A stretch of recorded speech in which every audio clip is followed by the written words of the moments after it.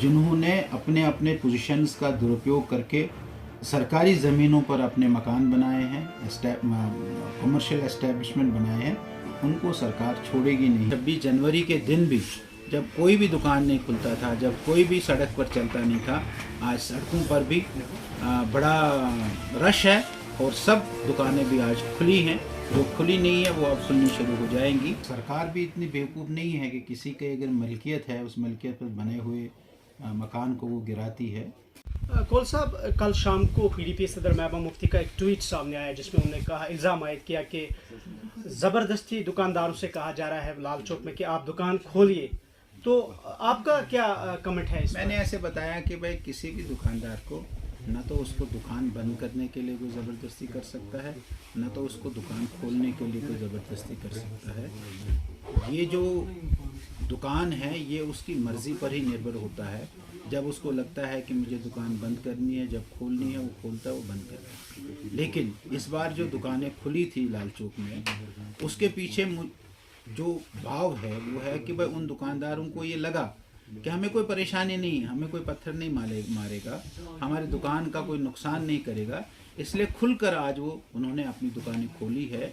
हम उन दुकानदारों को भी बधाई देते हैं और सरकार को भी बधाई देते हैं कि ऐसे हालात कश्मीर में बने हैं कि आज 26 जनवरी के दिन भी जब कोई भी दुकान नहीं खुलता था, जब कोई भी सड़क पर चलता नहीं था, आज सड़कों पर भी बड़ा रश है और सब दुकानें भी आज खुली हैं। जो खुली नहीं है वो अब खुलनी शुरू हो जाएंगी, इसलिए मैं उन दुकानदारों को बहुत बहुत साधुवाद देता हूँ। सर, कल चूँकि आप जानते हैं कि यहाँ गवर्नमेंट की जानिब से एंटी एनक्रोचमेंट ड्राइव चलाई जा रही है, उसका ऑर्डर भी सामने है, लेकिन जब कल नेशनल कॉन्फ्रेंस के अली सागर की प्रॉपर्टी को गवर्नमेंट ने डिमोलिश किया तो उसके बाद उनका स्टेटमेंट है, वो कह रहे हैं कि ये सियासी इंतकामगिरी है, पॉलिटिकल वेंडेटा है।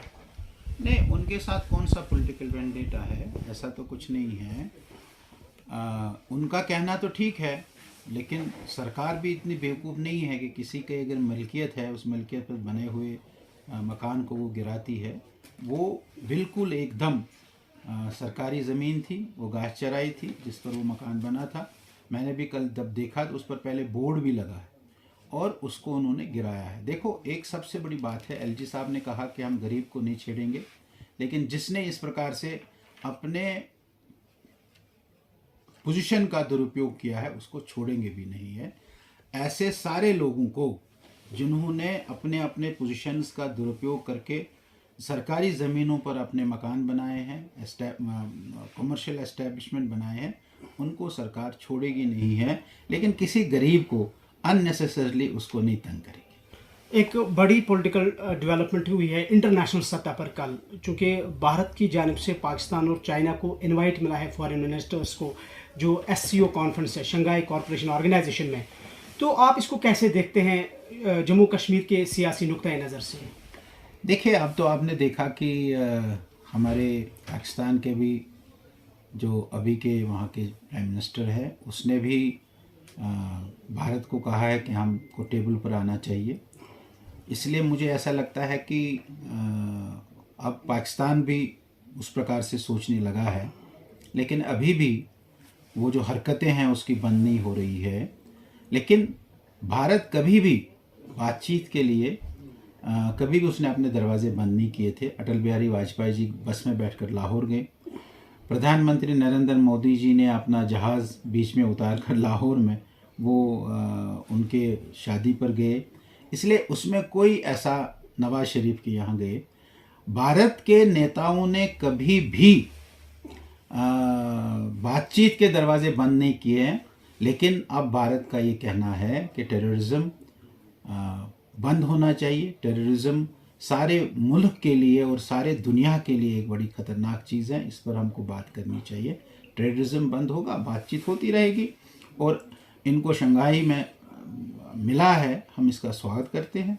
अच्छा है, वहाँ कुछ बातचीत आगे बढ़ेंगी और इस हमारे इस सब कॉन्टिनेंट में और खुशहाली आएगी, हमारे लिए ही अच्छा।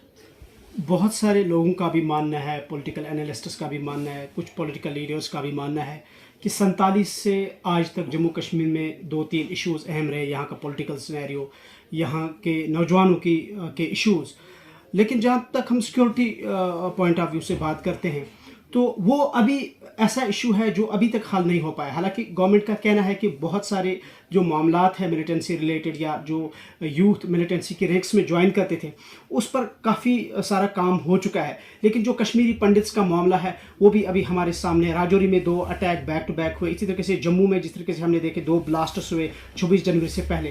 तो कहीं ना कहीं अभी भी और ज़्यादा इसमें काम करने की ज़रूरत है और हुकूमत के जो दावे हैं वो अभी ऐसे नहीं है जैसा वो दावा करते हैं।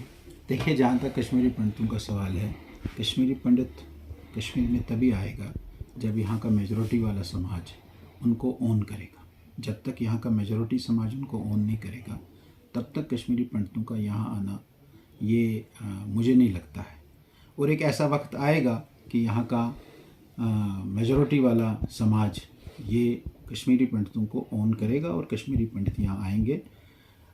कब आएगा, लेकिन वो दिन बहुत जल्द आएगा ऐसा मुझे लगता है। लेकिन जहाँ तक बाकी पॉलिटिकल सिचुएशंस का सवाल है, उन पॉलिटिकल सिचुएशंस में मुझे नहीं लगता है कि कोई ऐसा बड़ा कोई फ़र्क पड़ेगा या कोई बड़ा बदलाव आएगा।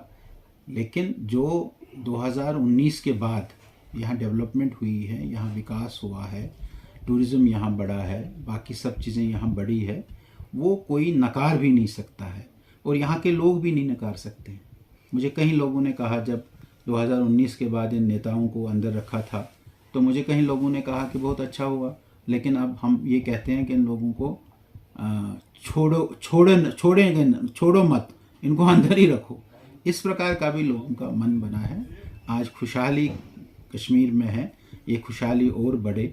और जैसे आपने कहा कि टेररिस्ट एक्टिविटीज़ काफ़ी कम हुई है और कम हो जाएगी, लेकिन ये थोड़ी बहुत अभी चलेगी, क्योंकि जो हमारे यहाँ जिस प्रकार का माहौल है और जिस प्रकार की बाहर की शक्तियाँ, बाहर की ममालिक यहाँ डिस्टर्बेंस करना चाहती है, वो भी अभी सक्रिय है, वो कुछ ना कुछ करेंगे।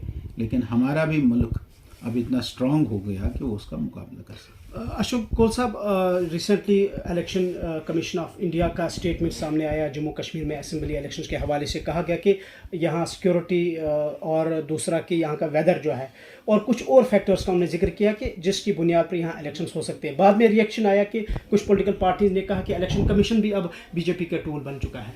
ऐसा नहीं है। इलेक्शन कमीशन को किसी ने सवाल पूछा, उसने कहा जी हमारी प्रक्रिया जो है, हमारा जो सिस्टम है वो सेट हो गया है, हमने इलेक्टोरल रूल्स शाया किए हैं और उसके बाद थोड़ा सरकार को पूछना पड़ता ही है, सिक्योरिटी का रिव्यू करना ही पड़ता है, मौसम का रिव्यू करना ही पड़ता है, उसको रिव्यू करके हम चुनाव करेंगे। और आज एलजी साहब का स्टेटमेंट मैं सुबह अखबार में पढ़ रहा था कि हम फ्री एंड फेयर इलेक्शन यहाँ करेंगे। और इसलिए मुझे लगता है कि वो दिन दूर नहीं है कि जब जम्मू कश्मीर में असेंबली के चुनाव।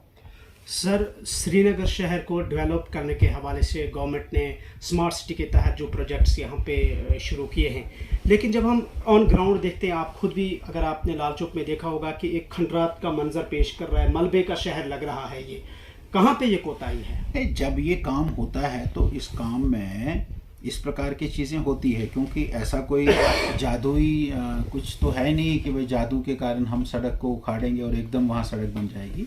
थोड़े दिन लगते हैं और मुझे लगता है कि एक टेंडर हो गया है, टेंडर प्रोसेस हो गया है, किसी ने L1 लेकर टेंडर लिया है, उसको भी कुछ समय आप देंगे, उस समय के आधार पर उसको वो ठीक करेंगे। लेकिन जो अमृत काम का जो मेन मुद्दा है वो मुद्दा है कि भाई हम शहरों को कैसे खूबसूरत बनाएंगे और शहरों को अर्बनाइजेशन। आवश्यकता क्या है कि जब लोग अब गाँव से उजड़ कर शहरों में आते हैं तो शहरों में उनको सहूलियत मिले, उनको पानी मिले, उनको बिजली मिले, उनको सड़क मिले, उनको रोज़गार मिले। वो रोज़गार के लिए आते हैं या एजुकेशन के लिए आते हैं, दो ही चीज़ें होती हैं। और दूसरा अमृत महोत्सव में ये भी है कि हमको कुछ ऐसे नए प्लेसेस भी डेवलप करने चाहिए। जैसे आप देखेंगे कि भाई नोएडा डेवलप हुआ है, जैसे आप देखेंगे फरीदाबाद डेवलप हुआ है दिल्ली में, अब दिल्ली के शहर के बाद ये बड़े बड़े सिटीज़ डेवलप हुए हैं। ऐसा अमृत महोत्सव में, अमृत काल में ये जो स्मार्ट सिटी है, स्मार्ट में, अमृत में नहीं, स्मार्ट में ये है कि भाई हमको ऐसे कुछ और प्लेसेस डेवलप करने चाहिए जहाँ पर हम गाँव से आया हुआ जिसको हम कह सकते हैं लोग, उनको हम वहाँ समा सके। शुरू से ही आप देखेंगे कि एग्रीकल्चर हमारा बहुत बड़ा टूल रहा है, लेकिन अब एग्रीकल्चर के साथ साथ हमको इंडस्ट्रियलाइजेशन करनी है। इंडस्ट्रियलाइजेशन से ही हमारे गरीबी यहाँ कम हो जाएगी, और उस इंडस्ट्रियलाइजेशन को करने के लिए हमको इस प्रकार के इंडस्ट्रियल एस्टेट्स बनाने पड़ेंगे। उसके लिए ये जो अमृत सिस्टम है, ये अमृत का जो काम है, उसके लिए इस अमृत काम को, ये जो स्मार्ट सिटी को, अमृत नहीं स्मार्ट सिटी को, उसके लिए इसके लिए इतना बड़ा पैसा आया है। हम इस चीज़ को देखें और मुझे लगता है जो इसका प्लान होगा वो प्लान बिल्कुल ठीक हो जाएगा। बहुत बहुत शुक्रिया। तो नाज़रीन, ये थे हमारे साथ अशोक कौर साहब जो कि बीजेपी के जनरल सेक्रेटरी है जम्मू कश्मीर यूटी के। बने रहे हमारे साथ। अल्लाह हाफ़िज़।